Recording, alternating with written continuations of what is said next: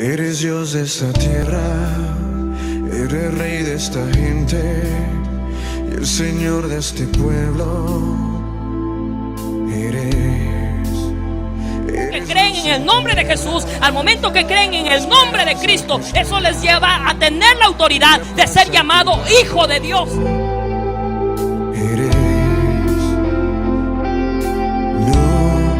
hay nadie como nuestro Dios. Estamos hablando toda una serie de enseñanzas durante todo este mes sobre ser cristianos.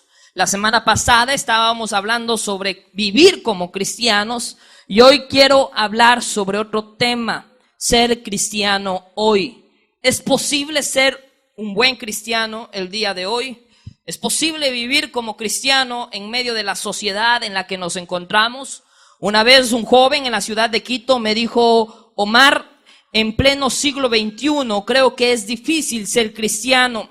Le dije, ¿por qué? Y él me dijo, es que hoy vivimos en una época diferente, no sé, más libertina, más fresca, y creo que es difícil ser cristiano. Las épocas han cambiado, yo creo que el cristianismo también debe cambiar. Y yo le dije algo a él, y yo le dije, mira, las épocas pueden cambiar, el mundo puede cambiar, pero la Biblia seguirá siendo palabra de Dios. Pero, ¿qué época vivimos a tal punto que la sociedad hoy en día diga que es difícil ser cristiano? ¿En qué época nos encontramos hoy en día a tal punto que el cristianismo ha sido adaptado a diferentes ideologías, alterando el dogma central de la iglesia?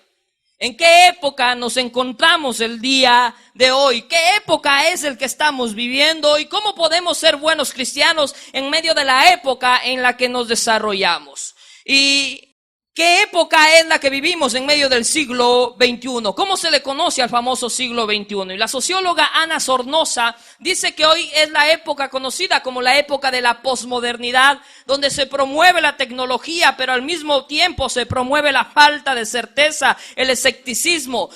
Tenemos una época donde la tecnología está a flote, pero al mismo tiempo la gente es muy incrédula. Vivimos en una época de la falta de proyección de futuro. Tenemos miedo a lo que pueda acontecer en el futuro. Vivimos en una época del hedonismo, la búsqueda del placer. Lo único que nos interesa es el placer, incluso sobre el ser humano, el individualismo. En fin, vivimos en una sociedad que se está desquebrajando vez tras vez. Vivimos en una sociedad que no tan solo está afectando al mundo cristiano, sino también que está afectando al mundo secular. El ambiente en que vivimos es un ambiente desfavorable, pero la pregunta es, ¿cómo podemos ser cristianos en medio de este ambiente? ¿Cómo podemos vivir como cristianos en medio de esta situación en la que nos encontramos? ¿Cómo podemos ser cristianos? ¿Cómo puedo ser un buen cristiano hoy? Y vamos a abrir nuestras Biblias en el Evangelio de Mateo, capítulo 5, versículo 10. Y ese es el tema que vamos a hablar hoy día. ¿Cómo ser un buen cristiano hoy? ¿Cómo ser un buen cristiano hoy? ¿Podemos ser buenos cristianos? ¿Qué nos dice la palabra de Dios? Mateo capítulo 5 versículo 10. ¿Y qué tal si leemos todos a una voz? 1, 2 y 3.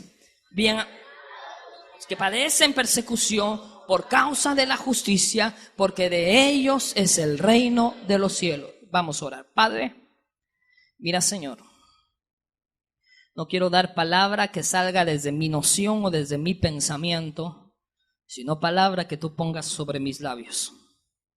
Prepara mi boca para hablar. Mira, tú sabes y conoces cada corazón. Tú has puesto en nosotros esta palabra y que te pedimos que sea como espada cortante de doble filo, que sea, Señor, atravesando hasta lo profundo del ser, causando esa transformación. Y al único que daremos gloria y honra es a ti, porque nosotros somos instrumentos, mas tú eres quien lo haces. Gracias, Jesús. Amén y amén. ¿Cómo podemos ser buenos cristianos el día de hoy? ¿Cómo ser un buen cristiano en medio de una sociedad que nos promueve netamente el escepticismo, en medio de una sociedad que nos promueve la búsqueda de placer, que incluso pone en riesgo nuestra cristiandad? ¿Cómo podemos ser buenos cristianos? Mateo escribe este evangelio más o menos por el año 70 después de Cristo a una comunidad judía. Y el propósito de Mateo es mostrar a Jesús como el Mesías. Y una de las maneras en las cuales Mateo se propone a mostrar a Jesús como Mesías era recopilando las grandes enseñanzas de Jesús. Es así que el evangelio de Mateo es conocido como el evangelio de las enseñanzas. Si usted quiere conocer qué es lo que Cristo nos vino a enseñar, Mateo les va a dar la respuesta. Y dentro de estas grandes enseñanzas, Mateo nos enseña cómo debemos vivir como cristianos. No una enseñanza que parte del apóstol, sino una enseñanza que había dejado nuestro Señor Jesucristo a la comunidad, a la iglesia.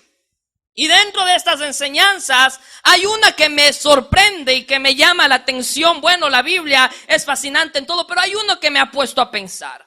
Y es el texto donde hicimos lectura, donde dice, bienaventurados, ¿quiénes? Los que padecen, ¿qué? Por causa de la justicia, porque de ellos es el reino. Y me ha llamado la atención por lo que dice. Por lo que el texto empieza diciendo, ¿cómo? Bien, pero bienaventurados, ¿quiénes? Los que padecen, ¿qué? Y uno dice, ¿cómo puedo ser bienaventurado cuando paso por persecución? Como que esto no tiene coherencia, como que esto no tiene lógica. ¿Cómo puedo ser un buen bienaventurado? Cuando hablo de vivir como cristianos, como iglesia, muchos piensan que hoy vivimos en una época difícil para ser cristianos. Pero lo que no saben en realidad es lo que significa en sí ser cristiano. ¿Qué significa esto de bienaventurado? Y hoy estamos hablando cómo vivir como buenos cristianos. Y primero, presta atención a lo que dice el texto. Primero, para vivir como buenos cristianos debemos primero aprender a hacer ¿qué? Debemos primero aprender a hacer ¿qué? Pero ¿qué significa la palabra bienaventurado? Y la palabra bienaventurado viene de la palabra griega makarios. Y esta palabra makarios significa dichoso, feliz hoy, feliz mañana y feliz siempre. Y si usted presta atención en el texto, no nos habla de una felicidad allá en los cielos. Porque muchos dicen, bueno, hoy paso persecución, pero allá en los cielos estaré feliz.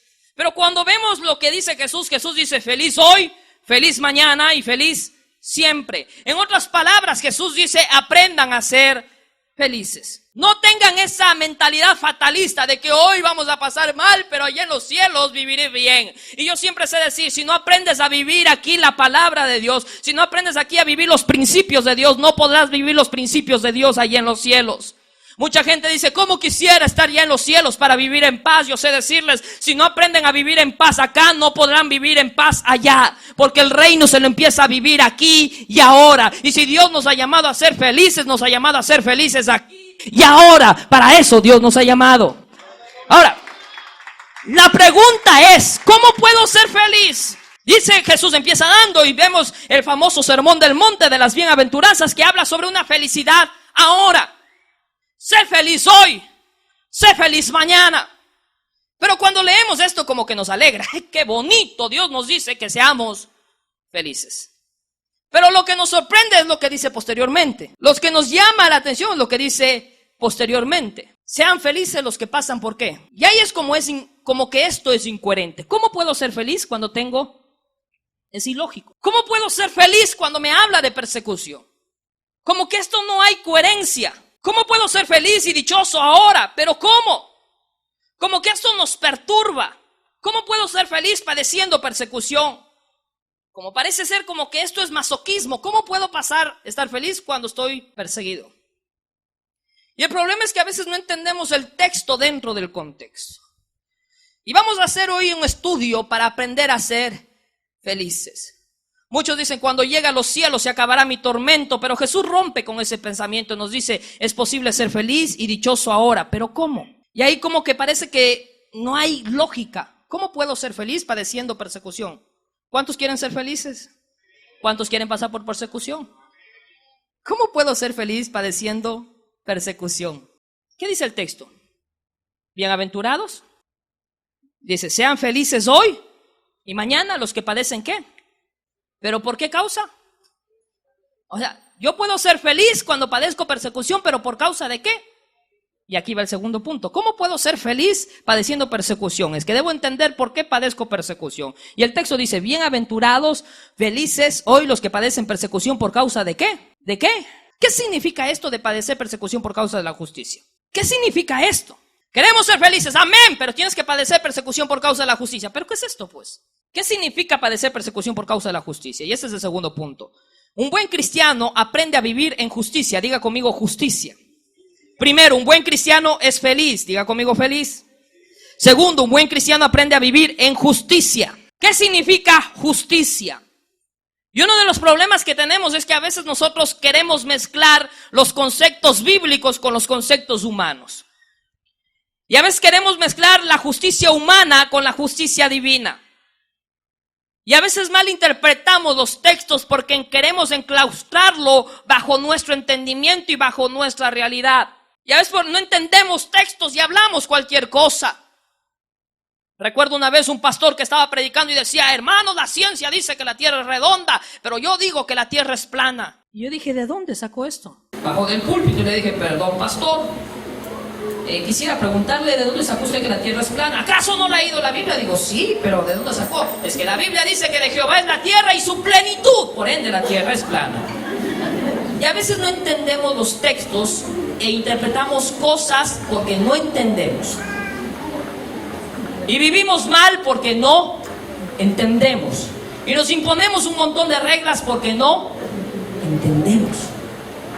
Y Jesús nos dice: sean felices los que padecen persecución. Está bien, un buen cristiano es feliz, pero tengo que padecer persecución por causa ¿de qué? De la justicia. Pero si la justicia divina no es igual a la justicia humana, ¿qué significa? ¿Qué tipo de justicia me está hablando Jesús? Y para entender esto vamos a ir un poco más profundo. La palabra justicia viene de la palabra griega dikaiosune. La palabra justicia que utiliza el texto en el libro de Mateo viene de la palabra griega dikaiosune. Y esta palabra justicia lo encierra en tres aspectos: una justicia legal, diga conmigo legal, una justicia social y una justicia moral.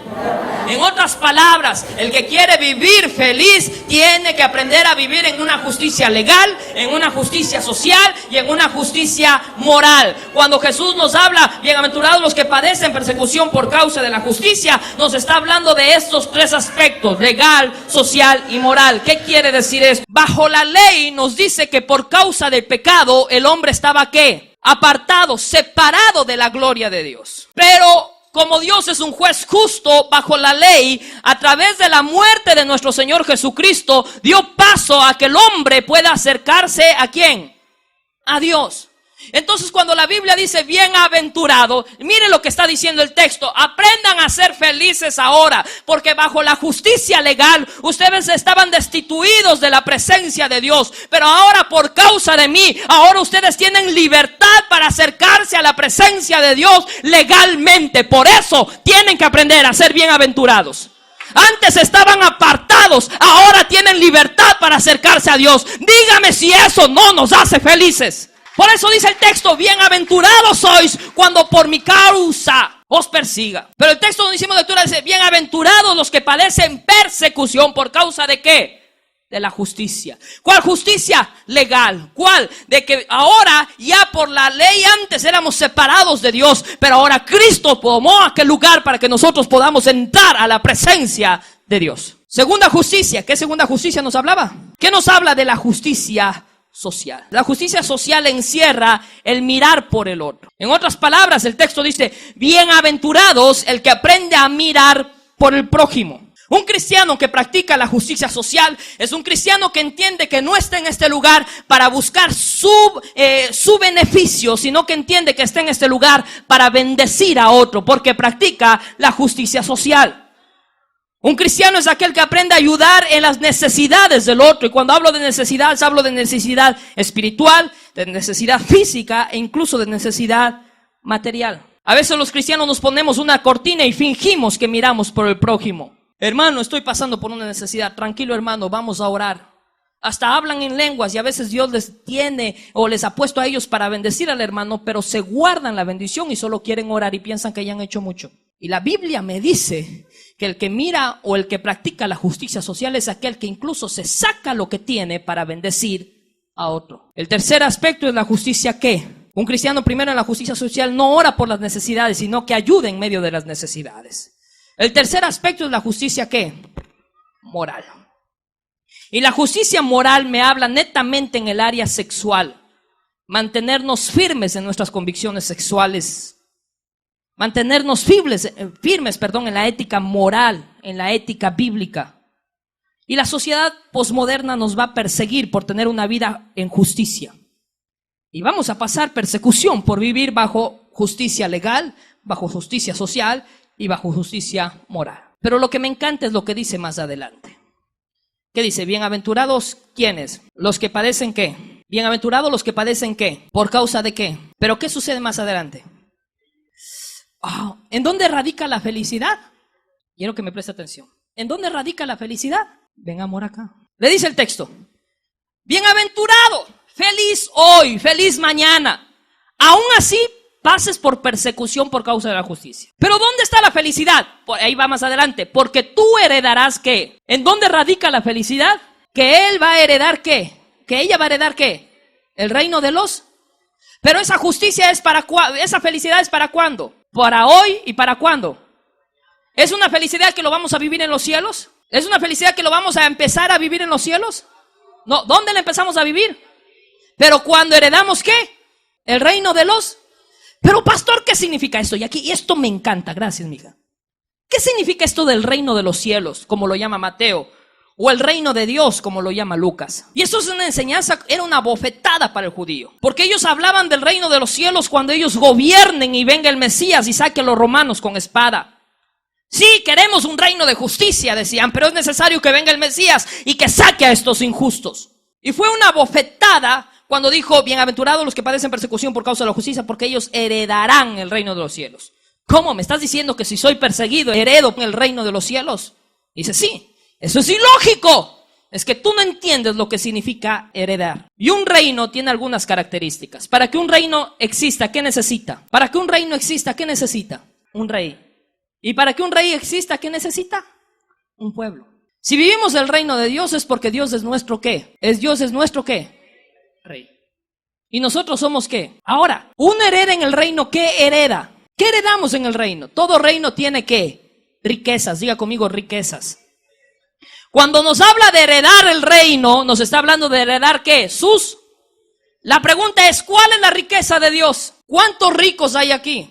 Una vez pregunté, ¿cuántos ricos hay aquí? Dijeron, obsérvalo para ver si nos da plata. Porque a veces pensamos que la riqueza es tener ¿qué? Dinero. Pero la Biblia me habla que la riqueza no radica en el dinero. Entonces, pastor, ¿en dónde radica la riqueza? El libro de Juan capítulo 10, versículo 10 me da la respuesta. Jesús dijo, yo soy el que instauro el reino de los cielos. Y Jesús dice más en ese versículo, yo he venido para que tengan vida y ¿qué? Pero nos habla de vida eterna. Nos habla seguro el texto de vida eterna. O igual vamos a tener vida eterna en los cielos, amén. Pero este texto me habla de vida eterna, Juan 10:10. Para que tengan vida y ¿qué? Vida en otras palabras, ¿dónde radica la riqueza del reino de Dios? Tener una vida ¿qué? ¿Dónde radica la riqueza de Dios? Tener una vida. Y la pregunta es, ¿cómo puedo tener una vida abundante bajo la persecución por causa de la justicia, la persecución legal, la persecución moral, la persecución social? ¿Cómo puedo heredar su riqueza? ¿Qué me está hablando el texto? ¿Cómo puedo ser feliz heredando su riqueza cuando soy perseguido legal y social y moralmente? Cuando practico la justicia legal, cuando la practico la justicia social, cuando la practico la justicia moral. ¿Sabe cómo? Porque vivimos en una sociedad donde el hombre ya no quiere acercarse a Dios. ¿Qué decíamos de la justicia legal? La justicia legal es aquella en la cual yo tengo libertad para acercarme a Dios por causa de Cristo. Hoy vivimos en un mundo que vive negando la existencia de Dios. Hoy vivimos en un mundo individualista. Hoy vivimos en un mundo netamente humanista que se preocupa solo por él, por el yo y no quiere servir a Dios. Mientras nosotros estamos dispuestos a andar en la justicia legal, sirviendo a Dios, ¿cómo podemos ser felices? ¿Sabe cómo podemos ser felices? Porque mientras el mundo mira por ellos, nosotros entendemos que Dios tiene el control de nuestras vidas. Y si Dios tiene el control de nuestras vidas, Dios mirará y velará por nosotros. Ahí aprendemos a ser felices, aprendiendo a caminar en la justicia legal. El hombre vive su individualismo, pero cuando yo practico la justicia legal, cuando yo entiendo que Dios tiene el control de mi vida, yo entiendo que puedo pasar por necesidad, pero Dios tendrá el control de todo y en eso yo confío. Y ahí yo aprendo a ser feliz. Y ahí yo aprendo a tener una vida abundante. Segundo, vivimos en un aspecto ¿qué? En una justicia ¿qué? Social. Hoy vivimos en un mundo que parece un absurdo mirar por el otro. Hoy vivimos en un mundo que se preocupa del individualismo. Más importante soy yo. Hay cristianos que también son muy individualistas. Oran, Señor, bendíceme a mí, ayúdame a mí y a nadie más. Amén. Y somos cristianos muy individualistas. Pero la Biblia me dice que yo voy a pasar persecución por causa de la justicia social. ¿Por qué? Porque dejo de mirar por mí para aprender a mirar por otro. Porque entiendo que no soy yo importante, sino que el otro es importante. Y cuando entiendo que el otro es importante, Dios dice, ahora tú para mí eres importante. Yo conversaba con una hermana y me comentaba hace tiempo atrás que cuando lo escuchaba me llenaba de alegría. Y ella tiene un hijo de unos 12 años, si no estoy mal. Y ella me dice, pastor, nosotros estábamos en el negocio, más o menos recuerdo así. Nosotros estábamos en el negocio y teníamos una funda de frutas, pastor. Cuando nos fuimos para hacer algo, yo llegué y mi hijo había repartido todas las frutas a los demás vecinos de los negocios. Y yo dije, ¿qué hizo? Repartió todas las frutas. ¿Qué pasó con las frutas? Mami, repartía a todos. Pero eso era nuestro. Sí, pero mami, los vecinos tenían hambre y lo repartí. Dice, pastor, ya hizo eso mi hijo. ¿Qué podía hacer?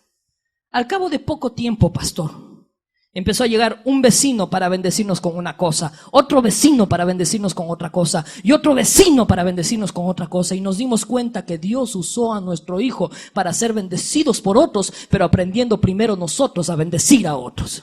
Cuando escuché esa historia dije, wow, porque a veces nos interesamos por nosotros y no nos damos cuenta que la iglesia cristiana vive la justicia social aprendiendo a mirar por el otro, y cuando mira por el otro, Dios mira por nosotros. Entonces aprendemos a ser felices en ese aspecto. Segundo, vivimos en una justicia ¿qué? En una justicia ¿qué?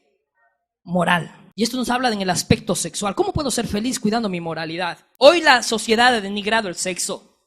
Se ha perdido el amor en el sexo y hablamos de una libertad sexual.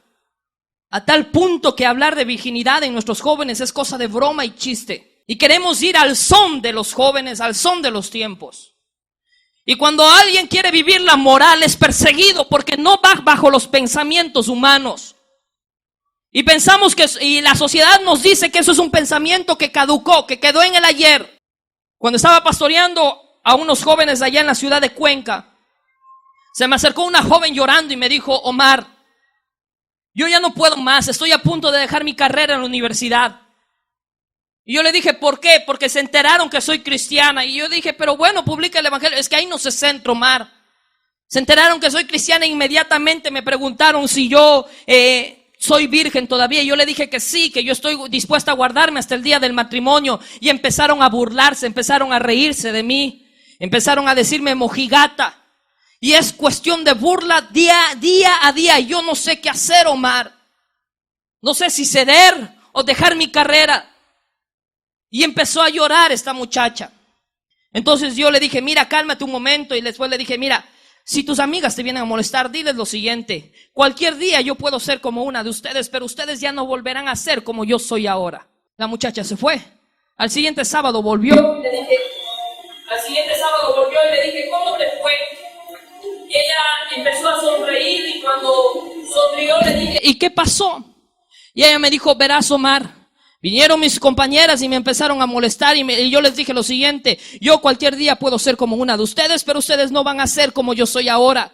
Ellas se fueron molestas, pero una de ellas se me acercó y me dijo, nunca cambies, te admiro y te respeto por lo que tú eres, y mujeres como tú, pocas hay en esta universidad.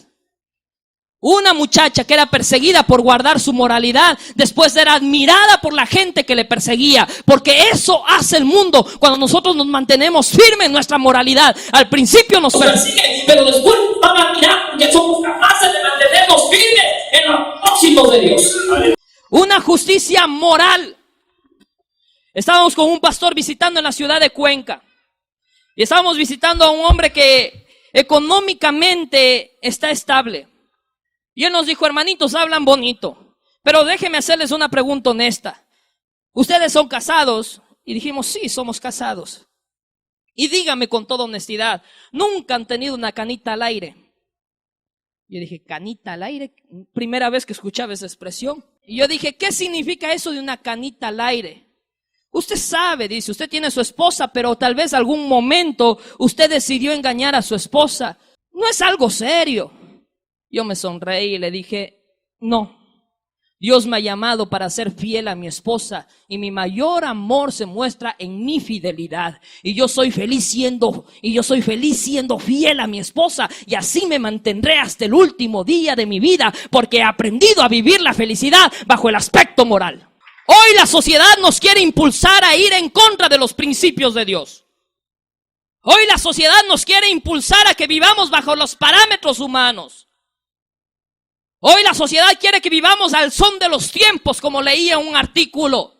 Pero la palabra me dice, bienaventurados los que padecen persecución por causa de la justicia, porque ellos heredarán el reino de los cielos. En otras palabras, el texto me está diciendo lo siguiente: feliz hoy y feliz mañana aquellos que aprenden a guardar la justicia social, la justicia legal y la justicia moral, porque ellos entenderán lo que significa tener una vida abundante. El mundo les perseguirá, pero ustedes tendrán una vida abundante, y eso es lo que nos importa, y eso es lo que nos interesa. Y aprenderemos a vivir como buenos cristianos. El mundo cambiará, pero nosotros seguiremos sirviendo a Dios. Póngase de pie. Bienaventurados. No nos habla de una felicidad en los cielos. Nos habla de una felicidad acá para seguirla viviendo allá en los cielos. Oscar Kuhlman decía el ya, pero todavía no. Hoy lo empezamos a vivir. Hoy lo empezamos a entender para seguirlo entendiendo allá en los cielos. Hoy lo empezamos a vivir. No podemos vivir al son del tiempo. No podemos vivir al son de la sociedad, donde nos dicen que lo que es malo es bueno. Debemos vivir bajo los principios de Dios. Lo malo, malo, y lo bueno, bueno. No me puedo vender. Debo aprender a guardarme legal, social y moralmente. Debo aprender a mirar por el otro. Debo aprender a confiar en Dios, y debo aprender a guardar mi moralidad. Cuando hago eso, tengo una vida abundante. Hoy vivimos en una sociedad posmoderna, donde vivimos un facilismo tremendo. Hoy quiere alguien bañarse en agua caliente, abre la ducha, agua caliente. Queremos comer una comida caliente, cogemos y lo ponemos en el microondas. Antes era leña. Hoy vivimos un facilismo tremendo. Pero al mismo tiempo que vivimos en un facilismo, vivimos en una sociedad donde los matrimonios se están destruyendo. En una sociedad donde el índice de suicidios es alarmante. ¿Por qué? Porque el hombre quiere vivir bajo el aspecto humano y se da cuenta que cuando vive la vida bajo el aspecto humano fracasa. Pero nosotros vivimos nuestra vida bajo los principios de Dios. Y cuando vivimos bajo los principios de Dios, tenemos una vida abundante. Por eso Jesús dijo, yo he venido para que tengan vida y para que la tengan ¿en qué? En abundancia. Cierre sus ojos. Padre, queremos ser buenos cristianos hoy. Queremos, Padre, aprender a caminar como cristianos hoy. Padre, queremos ser aquellos cristianos que viven tu palabra. Nuestra cristiandad no se vende. Nuestra cristiandad no es adaptable a los tiempos. Padre, no puede el dogma central ser alterado para que la cristiandad sea netamente aceptable. No, mi Dios. No podemos alterar el dogma cristiano. Al contrario, queremos mantenernos firmes en nuestras convicciones cristianas. Padre, porque queremos servirte como a ti te agrada. Porque queremos vivir como tus hijos. Soy tu hijo, Abba Padre. Queremos vivir como tus hijos. Queremos caminar como tus hijos. No queremos tan solo tener los beneficios de hijo, queremos también vivir como hijos. Aprender a vivir los principios de hijos, Señor. Aprender a ser buenos cristianos en medio de los tiempos cambiantes. Aprender a caminar como cristianos en medio de los tiempos, Señor, que quieren alterarlos. Queremos ser buenos cristianos, Señor, en medio de los tiempos. Queremos ser tus hijos, Padre. Queremos caminar como tus hijos. Queremos sí tener los beneficios de hijo, pero también aprender a caminar como hijo. Soy tu hijo, Abba Padre, tú eres suficiente para mí. Camino de tu mano y confío en ti. principio y el fin. Soy tu hijo, Abba Padre, tú eres suficiente Padre. Queremos ser buenos cristianos en medio de estos tiempos. Nuestra cristiandad no se vende. Nuestra cristiandad se mantiene, Dios de gloria. Oh Señor, soy tu hijo, Abba Padre, tú eres suficiente para mí. Camino de tu mano y confío en ti. Tú eres el principio y el fin. Confiamos en ti, Señor. Queremos mantenernos firmes en tu palabra. Sabemos que con nuestras fuerzas no podemos, pero queremos que tú nos fortalezcas. Queremos que tú nos des firmeza. Queremos, Señor, mantenernos firmes bajo las convicciones cristianas. Nuestras convicciones no se venden. Nuestras convicciones, Señor, no se venden. Nos mantenemos firmes en ti, Dios. Oh, no hay nadie como tú. Soy tu hijo, Abba Padre. Señor, queremos vivir bajo los principios de tu palabra. Nos mantenemos firmes en los mismos. No se venden nuestros principios. Padre, la manera de adorar y de alabar tal vez podrá cambiar, pero nuestros principios bíblicos, morales y éticos no cambiarán. Nos mantenemos firmes en ti. Somos buenos cristianos hoy. Queremos ser buenos cristianos en medio de los tiempos.